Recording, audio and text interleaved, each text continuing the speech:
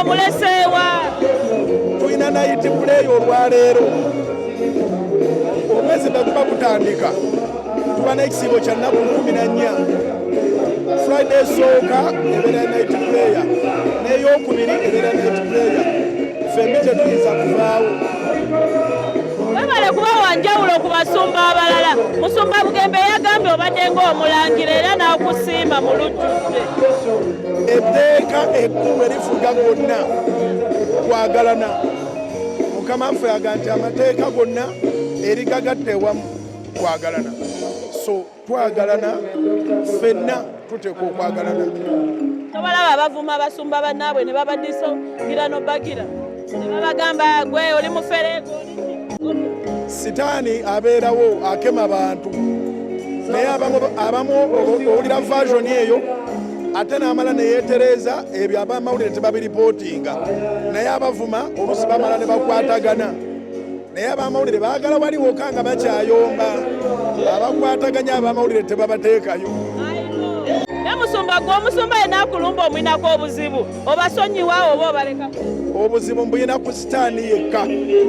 Omulokole n'atali mulokole simwinaako obuzibu.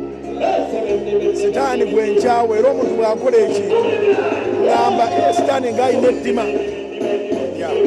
Musumba mu TikTok challenge bwe bakolamu obulaba. Nze bino byenjogera sinnanywa munaanansi. Remix kasongoye ne bakuzinyisa ne bakola ki bagamba oli musumba wa swaga oli musumba ki zinira Yesu yanyamba nandokola nandibadde nzina byesitegeera naye nzina byentegeera era mbamanyi nzinidde Mukama. Kuyisa bubi bu challenge obwe ne bakuyimbamu obuyimba ne bakugyamu vidiyo.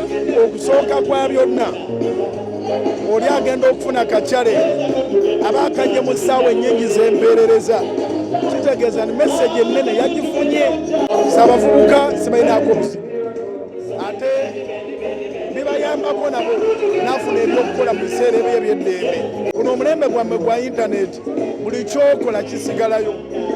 Oyinza okulooza nti okikoze nze naye emyaka 2 mu maaso abakulaba ne balaba nga bali mu simu.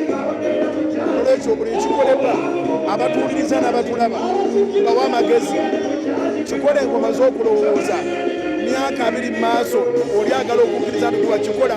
Mutabani wa Levikson ateekwa okuwasa naye Bugembe agenda kuwasa.